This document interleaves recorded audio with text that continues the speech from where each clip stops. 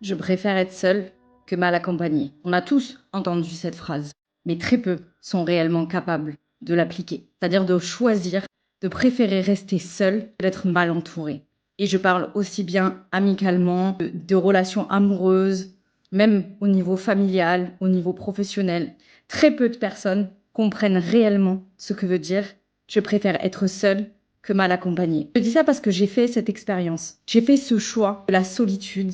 Et ça demande beaucoup de courage. Ça demande beaucoup de courage et ça demande surtout d'avoir fait le point sur l'ensemble de ces blessures. Parce que sinon, certaines blessures t'empêchent réellement de faire ce genre de choix. Pour justement combler des vides, pour combler un amour que tu n'arrives pas à te donner, par peur d'être seule, par peur de ce que ça implique. Toutes personnes choisissent, involontairement ou volontairement, de ne pas rester seule. Quelque part, refuse la solitude pour combler un vide. Donc, pose-toi sur cette phrase. Est-ce que je suis réellement capable de choisir d'être seule plutôt que mal accompagnée? Parce que crois-moi, autour de moi, que ce soit personnellement, professionnellement, amicalement, peu importe le domaine, j'observe beaucoup les personnes autour de moi. Et très peu sont capables de faire réellement ce choix. Pourquoi? Parce que ça demande vraiment un travail en profondeur sur soi. Très peu ont envie d'aller se regarder réellement à l'intérieur. C'est-à-dire aussi bien ses parts d'ombre